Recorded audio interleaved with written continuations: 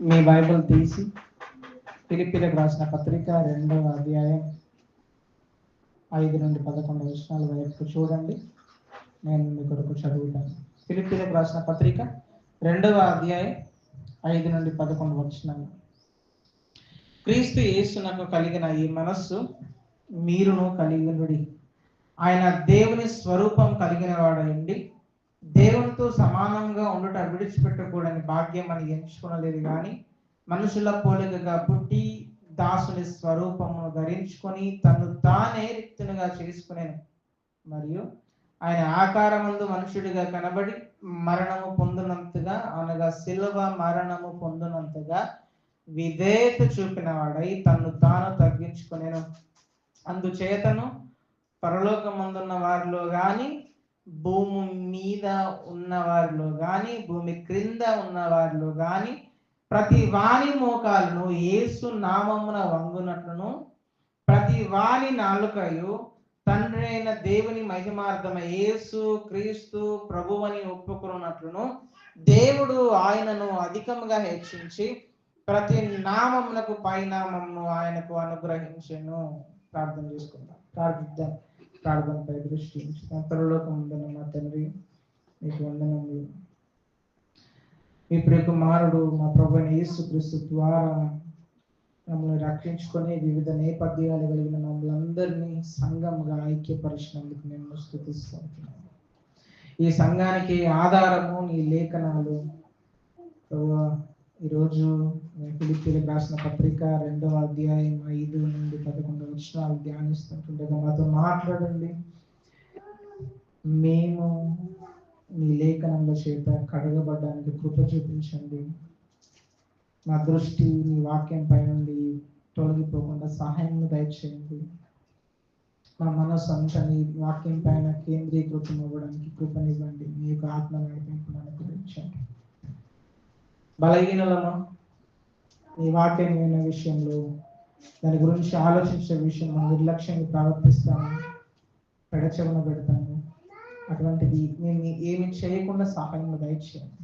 మమ్మల్ని ఆత్మదేవం మీరే నడిపించి మా ప్రభువైన యేసుక్రీస్తు వైపు మేము ఆరాధన భావంతో తిరగడానికి మమ్మల్ని నియంత్రించినాం. యేసుక్రీస్తు నామములో ప్రార్థిస్తున్నాం మా పరమ తండ్రి. ఆమేన్, ఆమేన్. మీలో ఎంతమందికి పొలాలు ఉన్నాయి? కొంతమందికి ఉన్నాయి కదా, పొలాలు ఉన్నాయి కదా. మీ పొలాలను దేంతో దున్నిస్తున్నారు? ఇప్పుడు ట్రాక్టర్తో దున్నిస్తారు కదా. కానీ అప్పట్లో నాగలి, ఎడ్లు వీటితో దున్నేవాళ్ళం, అవునా కదా? అవును. అప్పట్లో పొలం దున్నడానికి ఎడ్లను వాడేవాళ్ళు. నాగలి కట్టాలంటే ఏం చేయాలి? మొదట 2 ఎడ్లను సమానంగా నిలవబెట్టి కదా, నిలవబెట్టి వాటిపైన కాడి పెట్టాలి కదా. వాటి మెడల పైన కాడి పెట్టాలి. కాడి పెట్టినాక ఏం చేయాలి? ఆ 2 ఎద్దుల పైన ఉన్న కాడికి నాగల్ని కట్టాలి, అవునా కదా? నాగల్ని కట్టాలి. నాగల్ని కట్టి దున్నేవాడు ఏం చేయాలి? ఆ నాగల్ని కట్టాక ఏం చేస్తాడు ఆయన? దున్నేవాడు దాన్ని పట్టుకొని దున్నుతూ పోతాడు. దున్నేటప్పుడు ఈ నాగలు పట్టుకున్నవాడు నాగల్ని సరిగ్గా పట్టుకోవాలి. ఎడ్లు కూడా సమానంగా నడవాలి. ఒక ఎద్దు ముందుకి, ఒక ఎద్దు వెనకకి నడిచింది అనుకో ఏమవుతుంది? మెడపైన ఉన్నటువంటి కాడి తప్పుతుంది. కాడి తప్పడం వల్ల ఏమవుతుంది? నాగలి పట్టుకునేవాడు నాగల్ని సరిగ్గా పట్టుకోలేడు. నాగల్ని సరిగ్గా పట్టుకోకపోతే ఏమవుతుంది? దున్నడం వంకర టింకర అవుతుంది, గజిబిజి అవుతుంది, గందరగోళం అవుతుంది. ఇది మాత్రమే కాదు, ఈ ఈ ఆ ఎద్దుల పైన కూడా అధికంగా భారం పడుతుంది, వాటి మెడల పైన, అవునా కదా? భారం పడుతుంది. పొలం దున్నడం సాధ్యం కాదు. 2 ఎడ్లు సమానంగా నడిచినప్పుడు నాగల్ని పట్టుకొని దున్నేవాడు సరిగ్గా దున్నగలుగుతాడు. ఎద్దుల మెడల పైన బరువు ఉండదు. పొలం వేయడం ఈతలేయడం మన భాషలో కదా, ఈతలేయడం, నాట్లేయడం, లేట్ అవ్వదు, ఆలస్యం అవ్వదు.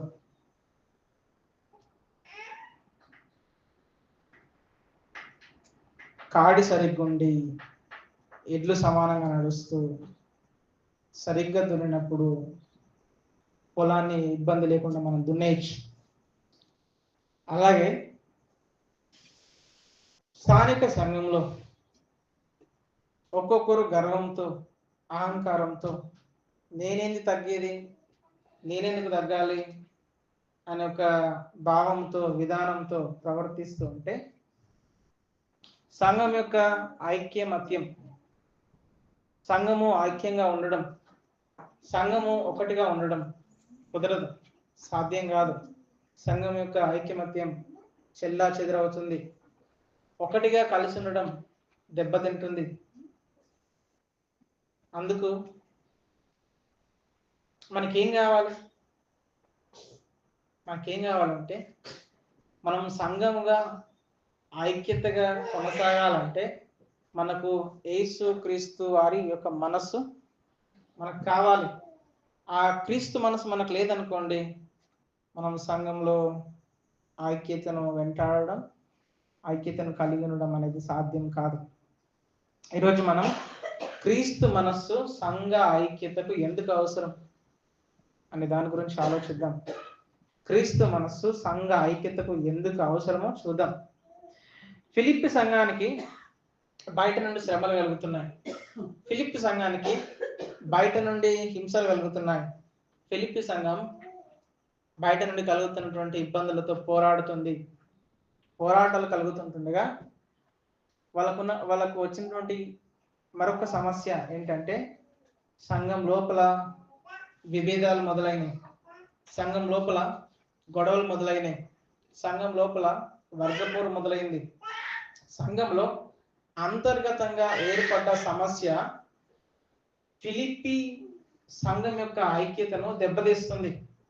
ఈ క్రమంలో జైల్లో ఉన్న పౌలు గారు ఈ అంతర్గతంగా ఉన్న సమస్యను చక్కబెట్టడానికి ఆయన ఈ 2వ అధ్యాయంలో ఈ విషయాలు చెప్తాడు. మనము ఐక్యమత్యంతో ఉండడానికి మనకు కొన్ని వనరులు ఉన్నాయి అనే విషయాన్ని మొదటి 2 వచనాలు చెప్తూ వచ్చాడు. ఆ తర్వాత మనం ఏం చూస్తాము, ఈ సంఘ ఐక్యతకు సంఘంలో ఉన్నటువంటి వ్యక్తులు కొన్ని సుగుణాలను, కొన్ని లక్షణాలను కలిగి ఉండాలి అని ప్రోత్సహించడం మనం 3-4 వచనాల్లో మనం చూస్తాం. తర్వాత ఆయన ఏమంటాడు, ఇవి 2 చెప్పాం, మనకు వనరులు ఉన్నాయి, మనం సంఘ ఐక్యతను కాపాడాలంటే మనము ఈ సుగుణాలను కలిగి ఉండాలని మొదటి వచనం నుండి 4 వచనాల మధ్యలో అని చెప్పాక ఇప్పుడు క్రైస్తవ జీవితానికి నమూనా అయిన సంఘ ఐక్యతకు అత్యుత్తమమైన మాదిరి అయిన యేసుక్రీస్తు ప్రభు వారి గురించి 5వ వచనం నుండి 11 వచనాల్లో మాట్లాడడం మనం చూస్తాం. మనము 5వ వచనాన్ని సరిగ్గా గమనించామనుకోండి, సంఘ ఐక్యత లోపిస్తున్నటువంటి ఫిలిప్పి సంఘానికి పౌలు గారు ఏం చెప్తున్నారంటే, క్రీస్తు యేసునకు కలిగిన ఈ మనస్సు మీరు కలిగి ఉండండి అని చెప్తాడా లేదా? ఈ మీరెవరనంటే ఫిలిప్పిలో ఉన్న సంఘం, ఫిలిప్పిలో ఉన్నటువంటి పరిశుద్ధులు, విశ్వాసులు.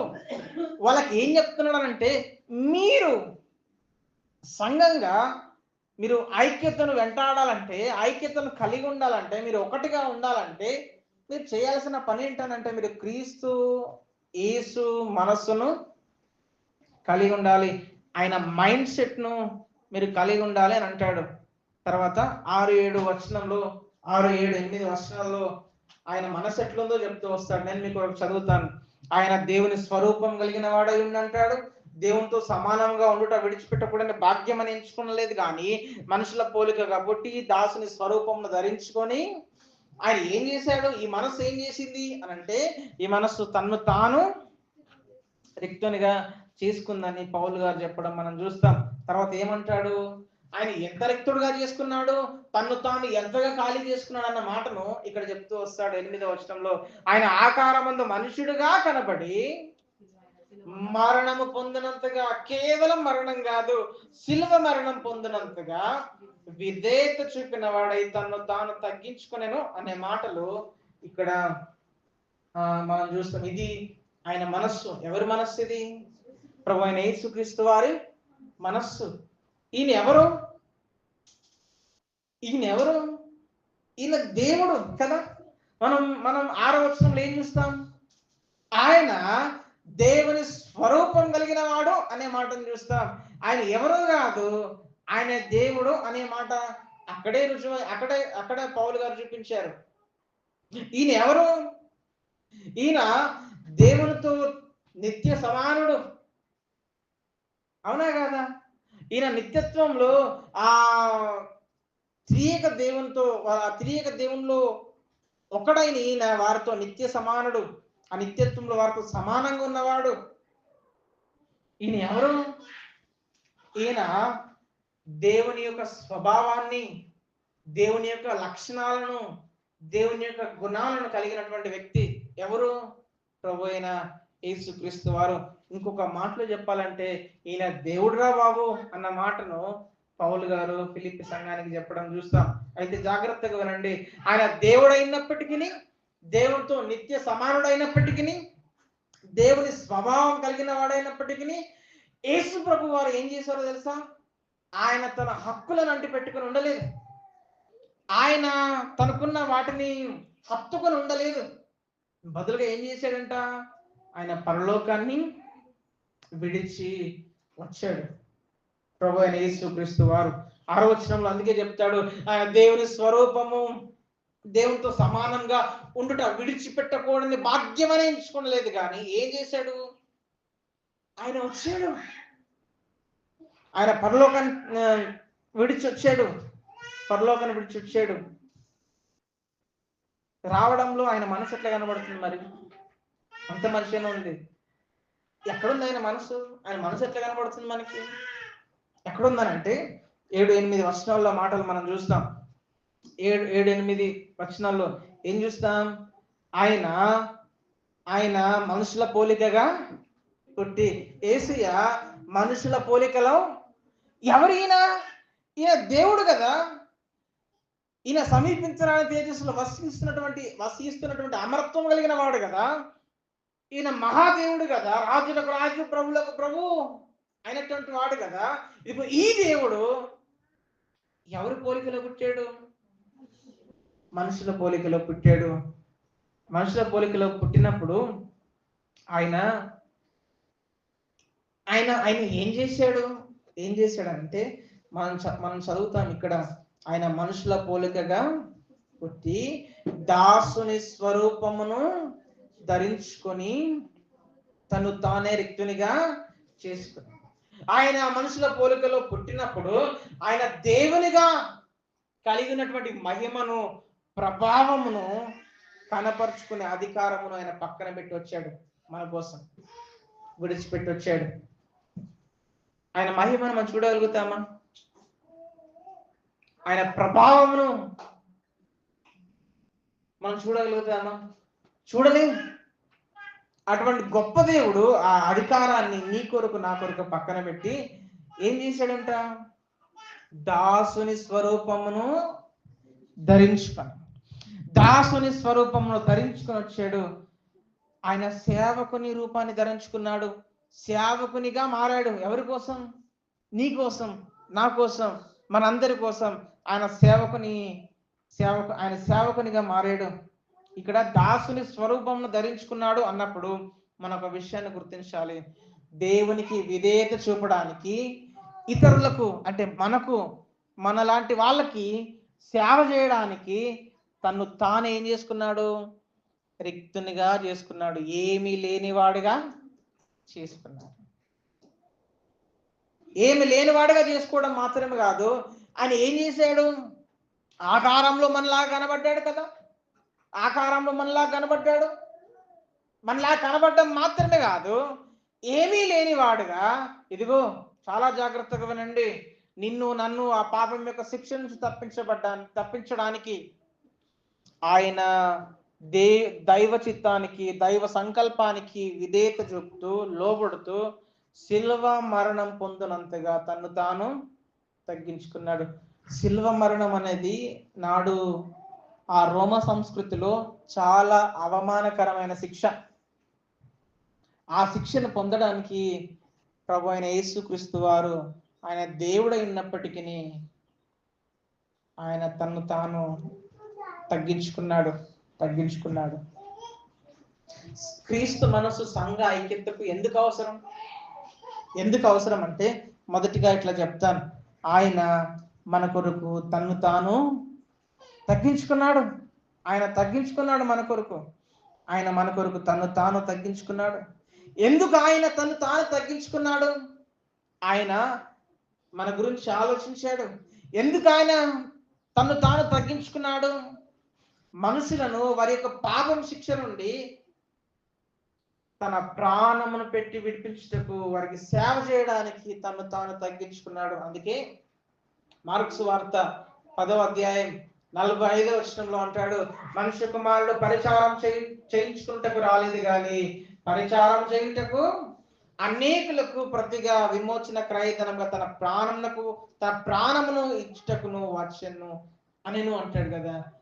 ఆయన సేవించబడ్డానికి రాలా, ఆయన సేవించడానికి వచ్చాడు. ఎలా సేవించడానికి వచ్చాడు? తన ప్రాణమును పెట్టి సేవించడానికి వచ్చాడు. అంతగా ఆయన తగ్గించుకున్నాడు. దేవుడే మన కొరకు తగ్గించుకుంటే, వింటున్నారా, ఆయన రక్తంలో కడగబడిన ఆయన ప్రజలముగా, ఆయన పిల్లలముగా, ఆయన సంఘంలో తోటి వారిని మనము తోటి వారి పట్ల, తోటి వారిని ప్రేమించే విషయంలో మనం ఎంతగా తగ్గించుకోవాలి? చాలా తగ్గించుకోవాలి. మూర్ఖులు ఉంటారు, హేళన చేసే వాళ్ళు ఉంటారు, ఇబ్బందులకు గురి చేసే వాళ్ళు ఉంటారు. ఆయన మన తండ్రి, ఆయన మన ప్రభువు, ఆయన మన రక్షకుడు. ఆయన నమ్మిన వ్యక్తులుగా మనం తగ్గింపును కలిగి ఉండాల్సిన అవసరత చాలా కూడా ఉంది. ఎదుటి వ్యక్తులు ఎట్లాంటి వాళ్ళైనా పర్వాలేదు, ఏం చేయాలి? మనం తగ్గించుకోవాలి. నేనేంది తగ్గేది? మనం విర్రవీగినట్లు ఉన్నాం అనుకోండి, గర్వంతో ఉన్నాం అనుకోండి, చాలా జాగ్రత్తగా వినండి, సంఘము చెదరగొట్టబడ్డం అది చాలా సులభం అవుతుంది. సంఘం చెదరైపోతుంది, సంఘం అంతా ఆగమాగం అయిపోతుంది. ఈ మనసు మనకు లేదనుకోండి, కుటుంబాలు కూడా విచ్ఛిన్నం అయిపోతాయి. ఆ మాటను మనం ఎప్పుడు గుర్తుంచుకోవాలి. అప్పుడు ఆ రోమా కాలనీ అయిన ఫిలిప్లో ఉన్న వాళ్ళకి ఈ వినయం, దీనత్వం, తగ్గింపు అనే అనే అనే లక్షణాలు ఉన్నాయి కదా. వీటిని చాలా బలహీనమైన లక్షణాలుగా చూసేవాళ్ళు, చండాలమైన లక్షణాలుగా చూసేవాళ్ళు. పోయిన ఆదివారం, అంతకుముందు ఆదివారం మనం చెప్పుకున్నాం కదా, ఈ రోమా సంస్కృతిలో వినయం అంటే వినయమా అనే దాన్ని ఒక చండాలంగా చూసేవారు. దీనత్వం, తగ్గింపు అనేవి వాళ్ళ జీవితంలో లేవు. అంతేకాకుండా ఆ రోమ సంస్కృతిలో ఈ శిలువ వేయడం అనేది కేవలం ఎవరికి ఈ శిలువ వేసేవాళ్ళంటే కఠినమైన నేరం చేసిన వాళ్ళకి, రాజద్రోహం చేసే వాళ్ళకి, తిరుగుబాటుదారులకు, బానిసలకు ఈ శిలువ వేసేవారు. ఈ శిలువ గురించి నాడొక మాట అన్నారు. ఇప్పుడు కూడా కొంతమంది చరిత్రకారులు రాసినటువంటి పుస్తకాల్లో ఈ మాటలు ఉంటాయి. ఏంటంటే, ఈ శిలువ అనేది ప్రపంచ చరిత్రలోనే అత్యంత అవమానకరమైన, క్రూరమైన శిక్ష అంటారు. ఇటువంటి అవమానకరమైన, క్రూరమైన శిక్షను మన కొరకు, ఎవరి కొరకు? ఇదిగో కూర్చున్న మీ కొరకు, నా కొరకు ఆయన పొందడానికి తను తాను తగ్గించుకున్నాడు. He humbled himself. యేసుక్రీస్తు ప్రభు వారు శరీరధారిగా మన కోసం సిలువలో మరణించేంతగా తాను తగ్గించుకున్నాడు. ఇదిగో జాగ్రత్తగా వినండి. ఆ యేసుక్రీస్తు ప్రభువే సంఘ ఐక్యతకు ఉత్తమమైన మాదిరి. ఆయన గొప్ప ఉదాహరణ. మనము ఐక్యత కలిగి ఉండడానికి మనకి ఇంతకు మించిన గొప్ప ఉదాహరణ ఎవరు కనిపిస్తారు? ఎవరు గొప్ప రోల్ మోడల్ గా ఉంటారు? ఎవరు మనల్ని ఇన్స్పైర్ చేస్తారు? ఈయన దేవుడై ఉండి మన కొరకు తాను తగ్గించుకుని లోకంలోకి వచ్చాడు. ఆయన పిల్లలుగా ఇదిగో ఆయన వైపు చూస్తూ మనం సంఘములో తగ్గింపు జీవితాన్ని జీవించవలసిన వాళ్ళమై ఉన్నాం. ఆయన వైపు చూసినప్పుడు, ఆ మనస్సును మనం కలిగి ఉన్నప్పుడు, వింటున్నారా, సంఘము చెదిరిపోవడం, సంఘంలో విభేదాలు తలెత్తడం, సంఘంలో వర్గపోరు, సంఘంలో గొడవలు, గ్రూపిజమ్స్ లాంటివి ఉండవండి. ఆ విషయాన్ని మనం గుర్తుంచుకోవాలి. నిజంగా ఇదిగో ఫిలిప్పి ఆనాడు ఆదిమ సంఘం, కేవలం ఫిలిప్పి సంఘమే కాదు, ఆనాడు ఆదిమ సంఘం ఈ ఈ ఈ వచనాలు ఉన్నాయి కదా, ఫిలిప్పీలకు రాసిన పత్రిక 2వ అధ్యాయం 5 నుండి 11 వచనాలు ఉన్నటువంటి ఈ మాటలను పాటలుగా పాడుకునేవారు. ఇది వాళ్ళకి పాట. మనం ఆరాధన ప్రారంభంలో ఎట్లా పాటలు పాడతాం? నాడు యేసుక్రీస్తు శరీర ధారణమును జ్ఞాపకం చేసుకుంటూ నాటి సంఘం దీన్ని పాటగా పాడుకునే వాళ్ళు. ఎందుకో తెలుసా? ఇందులో ఉత్తమమైన మాదిరి కనబడుతుంది. ఆ మాదిరిని గురించి మనం ప్రతి క్షణం జ్ఞాపకం చేసుకున్నప్పుడు సంఘంలో ఐక్యతను మనం కలిగి ఉండగలుగుతాం. ఆ విషయాన్ని మనం ఎప్పటికీ గుర్తుంచుకోవాలి. కొన్ని సంఘాల్లో కులమును బట్టి, కుటుంబ నేపథ్యాన్ని బట్టి, చదువును బట్టి, పరిచయాలను బట్టి, పలగమును బట్టి, హోదాను బట్టి, స్థాయిని బట్టి, ఉద్యోగాన్ని బట్టి గర్వం ఉంది, లేదంటారా? అహంకారం ఉంది. కులాన్ని బట్టి కొంతమంది విర్రవీగుతారు, కుటుంబాన్ని బట్టి విర్రవీగుతారు, చదువును బట్టి విర్రవీగుతారు, పరిచయాలు, నాకు ఆడ పరిచయం, నాకు ఈడి పరిచయం, పెద్ద పెద్ద పరిచయాలను బట్టి గర్విస్తారు. బలగం, నాకు ఇంత పెద్ద బలగం ఉంది, ఆ బలగాన్ని బట్టి గర్విస్తారు. హోదా, నాకు సమాజంలో ఇంత పెద్ద హోదా ఉంది, ఇటువంటి స్థాయి నాకుంది, ఇటువంటి గొప్ప ఉద్యోగం నాకుంది, ఆ ఉద్యోగాన్ని బట్టి, వీటన్నిటిని బట్టి గర్విస్తారు, అహంకారం కలిగి ఉంటారు. ఇవన్నీ సంఘము ఒకటిగా ఉండకుండా చేస్తారు. మీకు అర్థమవుతుందా? మన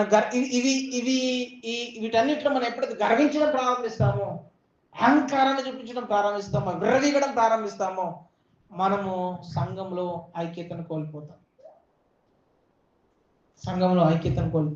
సంఘము ఒకటిగా ఉండకుండా ఇవి చేయగలుగుతాం. విశ్వాసంలో చాలా మంది వారసత్వంగా పొందిన కుల గుర్తింపులు కలిగి ఉంటారు. ఈ కాలక్రమంగా ఏమైతే అంటే, పెద్ద కులంలో పుడితే అదే రకమైన మనస్తత్వం, కింది కులాల్లో పుడితే అదే రకమైన మనస్తత్వం వస్తుంది. ఈ మనస్తత్వం విశ్వాసులు కూడా చాలా మంది కలిగి ఉన్నారు. పెద్ద కులాల్లో పుట్టిరు అనుకోండి, ఈ పెద్ద కులాల్లో పుట్టిన వాళ్ళందరూ అందరికి ఎటువంటి ఆలోచన ఉంటుంది? నాయకత్వం చేయాలన్న ఆలోచన ఉంటుందా? నాయకత్వం చేయాలన్నటువంటి ఆలోచనలు ఉంటుంది. ఈ దిగువ కులాల్లో, కింది కులాల్లో పుట్టినటువంటి వాళ్ళకి ఎటువంటి ఆలోచన ఉంటుంది? ఊడిగం చేయాలని, అది రక్తంలో ఉంది, ఊడిగం చేయాలన్నటువంటి ఆలోచన ఎక్కువ ఉంటుంది. ఈ మధ్యలో మార్పులు వస్తున్నాయి, కానీ అధిక భాగం ఏముంటాయంటే, మనం ఎవరినైనా అడిగితే, కొన్ని కొన్ని కొన్ని కులాల వారిని అడిగితే, మేము వాళ్ళ దగ్గర అడుక్కునే వాళ్ళం, వాళ్ళు పెడితే మేము తినేవాళ్ళం అని మాటలు మాట్లాడతారు. ఇటువంటి మనస్తత్వాలు కాలక్రమంగా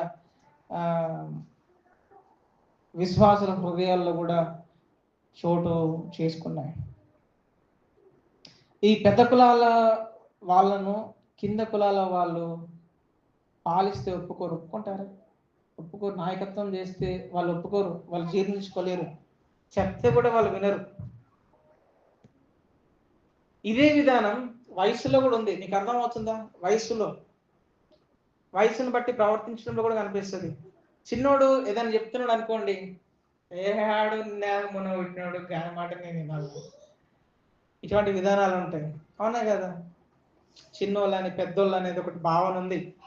కాలు మొక్కటోళ్ళు అనుకుందాం, కాలు మొక్కటోడు అని చెప్పిండు అనుకుందాం, గాడి నా కాలు మొక్కటోడు, గాడి చెప్తే నేను వినాలా, గాడి చెప్తే నేను వినాలా, ఇటువంటి భావన ఉంది. చిన్నోళ్ళని పెద్దోళ్ళని లేదా ఉంది. చిన్నోళ్ళు పెద్దోళ్ళు అనే భావన ఉంది. మా కాలు మొక్కటోళ్ళు, మేము కాలు మొక్కటోళ్ళం అనే భావనలు ఉన్నాయి. మీకు అర్థమవుతుంది? సంఘంలో ఉండడం కూడా ప్రమాదకరం అండి. సంఘంలో ఉండడం ప్రమాదకరం. ఒకవేళ మీకు అటువంటి మనస్తత్వాలు ఉంటే వాటిని తుంచేయండి, అది మంచిది కాదు. మనమందరము సమానులం.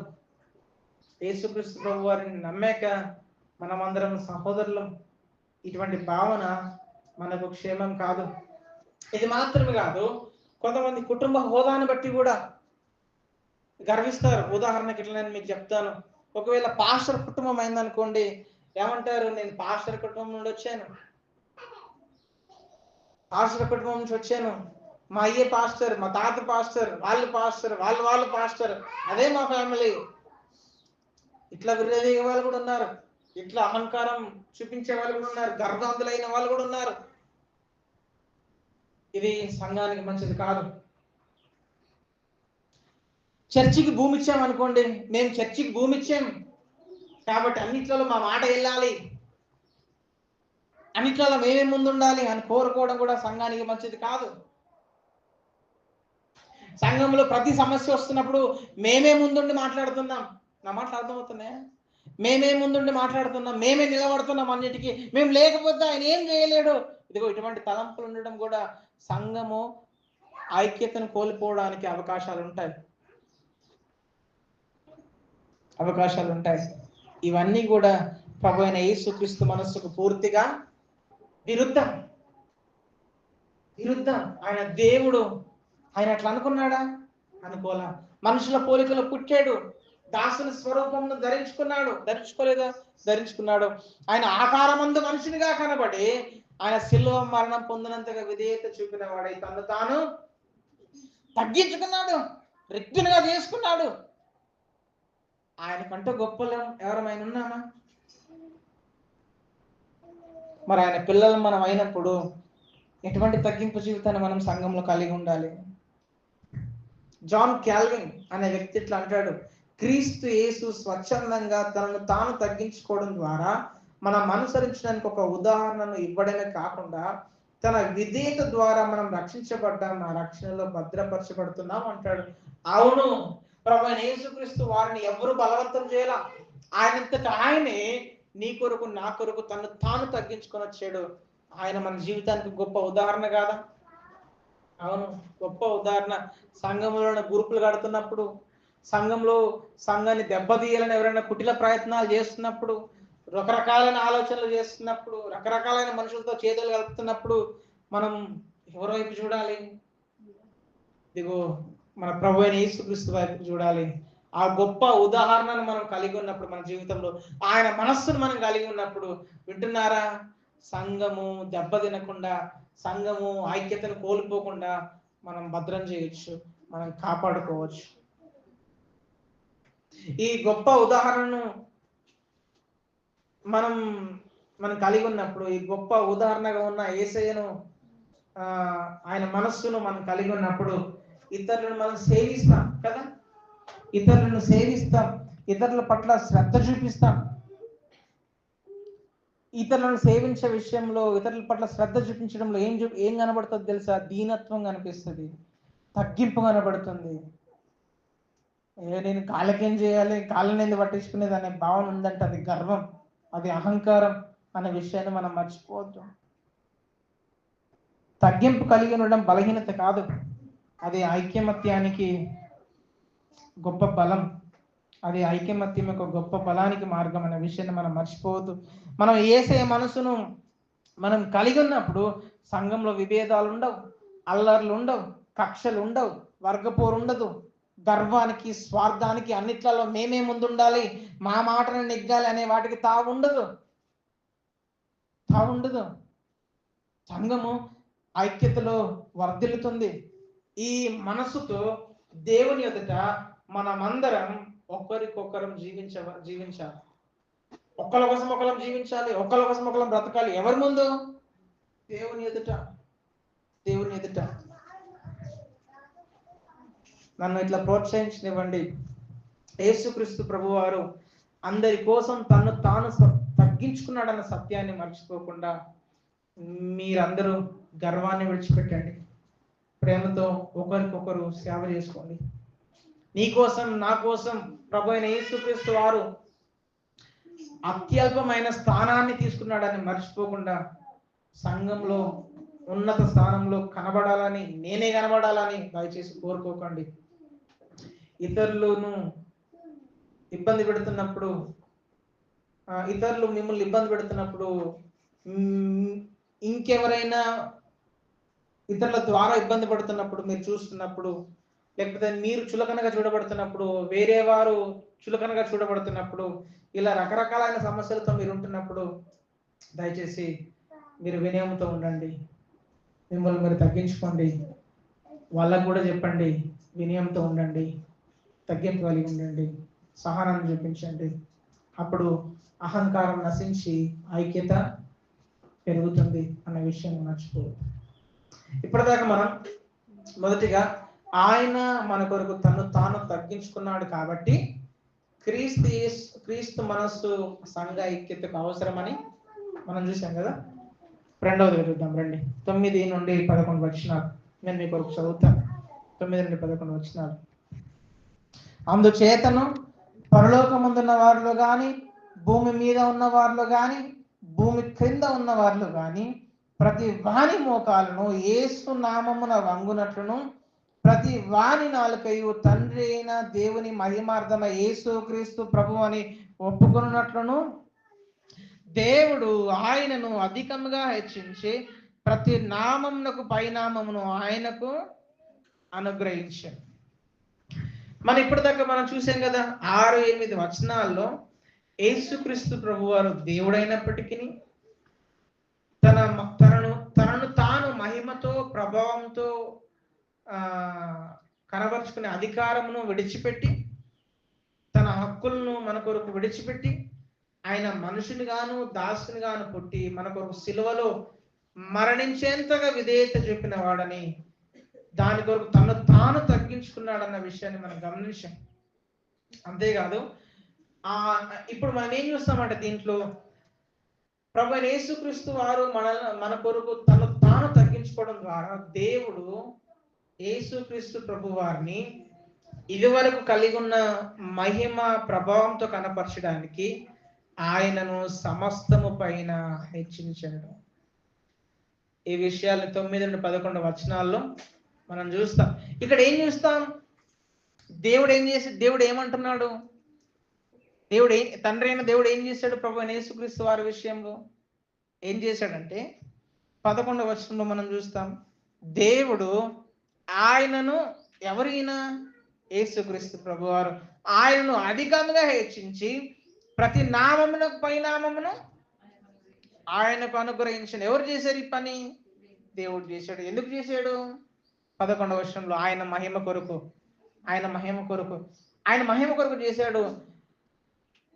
ఆయన మహిమ కొరకు చేయడానికి యేసుక్రీస్తు ప్రభు వారిని ఎందుకు హెచ్చించాడు అనంటే 9-11 వచనాలు ప్రారంభంలో ఒక మాట ఉంటది, అందుచేతను. మీకు అర్థమైందా? అందుచేతను ఇంగ్లీష్ లో ఫర్ దిస్ రీజన్, ఈ కారణం చేత. ఏ కారణం చేత? ఈ కారణం చేత. ఈ కారణాలన్నీ ఎక్కడ ఉన్నాయి తెలుసా? 6, 8, 7-8 వచనాల్లో ఉంటాయి ఈ కారణాలన్నీ. మనం ఏం చూస్తాం? ఆయన దేవుడు కదా, ఆయనకు లేనటువంటి అధికారం ఇయ్యలే దేవుడు ఆయనకి. యేసుక్రీస్తు ప్రభు వారికి ఇదివరకు ఎప్పుడు లేనటువంటి గొప్ప అధికారాన్ని దేవుడు ఇయ్యలే. ఉన్న అధికారాన్నే దేవుడు ఇచ్చాడు ఆయనకు.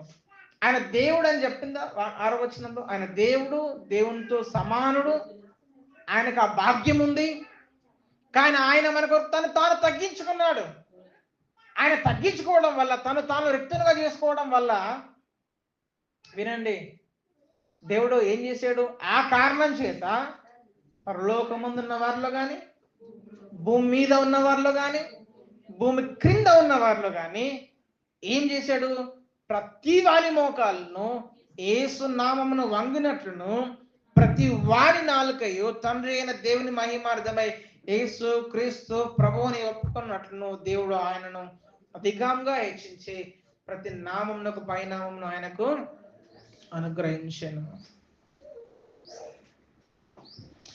యేసుక్రీస్తు ప్రభువారు లోబడేంతగా తను తాను తగ్గించుకోవడం ద్వారా తండ్రి అయిన దేవుని ద్వారా అన్నిటికంటే పైగా ఘనంగా సర్వోన్నతంగా హెచ్చించబడినాడన్న విషయం మనం ఇక్కడ చూడొచ్చు. క్రీస్తు మనసు సంఘ ఐక్యతకి ఎందుకు అవసరం అంటే, రెండవదికి నేను ఇలా చెప్తాను, ఆయన మన పైన సర్వాధిపతిగా హెచ్చించబడినాడు. ఆయన మన పైన సర్వాధిపతిగా హెచ్చించబడినాడు. ఇదివరకు యేసుకు లేనటువంటి ఘనతను ఇవ్వలేదు ఇక్కడ. ఇదివరకు ఏ మహిమను, ఏ ప్రభావం కలిగి ఉన్నాడో, ఏ సర్వోన్నతమైన నామమును యేసు ప్రభు వారు కలిగి ఉన్నాడో, ఏ సర్వోన్నతమైన స్థలంలో ఆయన నిలిచి ఉన్నాడో, ఆ స్థానంలోకి తండ్రి అయిన దేవుని ద్వారా ఆయన హెచ్చించబడ్డాడు. సాక్షాత్తు యేసుక్రీస్తు ప్రభు వారే ఈ లోకంలో తన బహిరంగ పరిచర్యలో ఇట్లా అంటాడు. మత్తయి సువార్త 23వ అధ్యాయం 12వ వచనంలో ఇలా అన్నాడు. ఆయన ఏమంటాడో తెలుసా? తను తాను హెచ్చించుకుని వాడు తగ్గింపబడను, తను తాను తగ్గించుకుని వాడు హెచ్చించబడను. ఆయన స్వచ్ఛందంగా యేసుక్రీస్తు ప్రభు వారు తను తాను తగ్గించుకున్నాడు. ఇప్పుడు ఆ మహా దేవుని ద్వారా ఆయన హెచ్చించబడ్డాడు. మనం ఇంతకుముందు ఆలోచించినాం కదా, ఈ ఫిలిప్పి రోమా సంస్కృతిలో ఈ తగ్గింపు కలిగి ఉండడం అనేది, దీనత్వం కలిగి ఉండడం అనేది, వినయం కలిగి ఉండడం అనేది ఒక చండాలమైన లక్షణంగా, బలహీనమైన లక్షణంగా చూసేవాడు. ఆయన తగ్గించుకున్నాడు. అవమానకరమైన శిక్షను కూడా, క్రూరమైన శిక్షను కూడా ఆయన పొందేంతగా తాను తగ్గించుకున్నాడు. అందుకే ఆయన హెచ్చించబడ్డాడు అనే ఉదాహరణను ఇక్కడ అపోస్తుడైన పౌలు గారు ఫిలిప్పి సంఘం ముందుంచి వాళ్ళని దేని వైపు ప్రోత్సహిస్తున్నాడు? దేవుడే తాను తగ్గించుకొని మన కొరకు ప్రాణం పెట్టి దేవుని ద్వారా హెచ్చించబడితే, ఇదిగో మీరు ఆయన వైపు చూడండి, ఆయన వైపు చూస్తూ మీరు ఆ పరిపాలన కింద ఉంటూ ఆయన మనస్సును కలిగి మీరు ఐక్యతలో వర్ధిల్లండి అని వాళ్ళని ప్రోత్సహించడం మనం ఇక్కడ చూడొచ్చు. మీరు ఇలా ఆలోచించడానికి ప్రయత్నం చేయండి, నేను చెప్తాను. అప్పుడు రోమా సంస్కృతిలో ఈ ఫిలిప్పి ప్రాంతం రోమా కాలనీ అని మనం విన్నాం కదా. ఆ సంస్కృతిలో సీజర్ అనే వ్యక్తిని ప్రభువుగా చూసేవాళ్ళు. వాళ్ళకు దేవుడు ఎవరు అని అంటే సీజర్ కేవలం ఒక మనుషుడు. ఆ మనిషిని ప్రభువుగా చూసేవాళ్ళు. ఆ మనిషిని దేవుడిగా కొలవడం ఉండేది. పౌలు గారు ఏమంటారో తెలుసా? ఇదిగో ఆడు కాదురా, సీజర్ కాదు మనకు దేవుడు, సీజర్ కాదు మనకు ప్రభువు అని 9-11 వచనాల్లో ఏమంటాడు తెలుసా? 9-11 వచనాల్లో మన నిజమైన ఏకైక ప్రభు యేసుక్రీస్తు ప్రభు వారే అనే మాటను సంఘానికి చెప్పడం మనం చూస్తాం.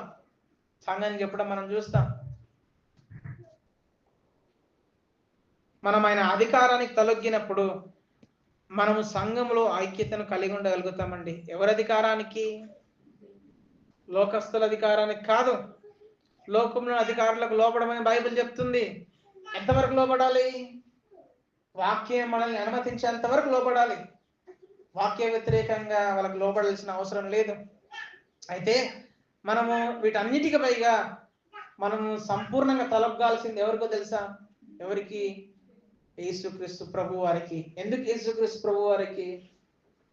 ప్రతి మోకాలు ఆయన ఎదుట వంగినట్లు, ప్రతి నాలుక ఆయనను ఒప్పుకున్నట్లు ఆయన సర్వోన్నతంగా హెచ్చించబడ్డాడు. అవునా కదా? సర్వోన్నతంగా గొప్పగా హెచ్చించబడ్డాడు. ఆ అధికారానికి మనం తల వంచినప్పుడు, మనం లోబడినప్పుడు సంఘంలో ఐక్యతను చూడగలుగుతాం. ఎందుకంటే మనల్ని, మన హృదయాలను పాలించేది ఎవరో తెలుసా? ప్రభువే మనల్ని పాలిస్తున్నాడు. ఆ ప్రభువే మన పైన రాజుగా, ప్రభువుగా, అధికారంతో ఉన్నాడు. ఆయన పిల్లలంగా ఇదిగో మనం ఈ మనస్సును కలిగి ఉండాల్సింది. నా ప్రభువు నా పైన పరిపాలకుడిగా ఉన్నాడు, నా యేసయ్య నన్ను పరిపాలిస్తున్నాడు, నా యేసయ్య పరిపాలనలో నేనున్నాను అనే విషయం మనకు అర్థమైతే సంఘ ఐక్యత దెబ్బతింటదా? దెబ్బతినదు. సంఘంలో విభేదాలు మొదలవుతాయా? మొదలవుతున్నాయంటే ఆయన నా ప్రభువు, ఆయన పరిపాలనలో నేనున్నాను అనే విషయాన్ని మనం మర్చిపోయి ప్రవర్తిస్తున్నాం అన్న విషయాన్ని మనం మర్చిపోవద్దు. ఆయన మన జీవితంలో ప్రభువుగా ఉంటే, ఆయన మనల్ని పరిపాలిస్తే, ఆయన మన జీవితంలో రాజుగా ఉంటే జాగ్రత్తగా వినండి, మనం ఒకరి పట్ల ఒకరము ప్రేమతో మసులుకోవడానికి అవకాశం ఉంటుంది. ఒకరి పట్ల ఒకరం మనం ప్రేమతో ప్రవర్తిస్తూ ఐక్యతను పెంపొందించుకోవడానికి అవకాశం ఉంటుంది. మనం అందరం ఒకే ప్రభువును, ఒకే యేసయ్యను, ఒకే దేవుని నమ్మనోళమైతే ఆ ప్రభు కింద మనం ఉంటామా? ఉంటాం. ఆయన కిందే ఉంటాం మనం. ఆయన మీద ఉండం, ఆయన పక్కన ఉండం, ఆయన కిందే ఉంటాం మనం. ఆయనతో మనం నడుస్తాం. ఆయన మనస్సును మనం కలిగి ఉంటాం. ఆయన మనస్సును మనం కలిగి ఉన్నప్పుడు జాగ్రత్తగా వినండి, సంఘ ఐక్యత వర్ధిల్లుతుంది. సంఘము ఐక్యమత్యంగా ఉండడం అనేది చాలా అవసరం. మీకు ఒక మాట చెప్తాను. ఒక ఉమ్మడి కుటుంబం ఉంది. ఒక ఉమ్మడి కుటుంబం అంటే తెలుసు కదా మీకు? ఒక పెద్ద ఉమ్మడి కుటుంబం ఉంది. ఆ ఉమ్మడి కుటుంబం అప్పటిదాకా కలిసి ఉండి సడన్ గా ఎవరి వాళ్ళు వేరుపడి ఒక్కొక్కరు ఒక్కొక్క చోటికి చెల్లా చెదిరైపోయారు అనుకోండి, లోకం ఏమంటది వాళ్ళని చూసి? లోకం ఏమంటది?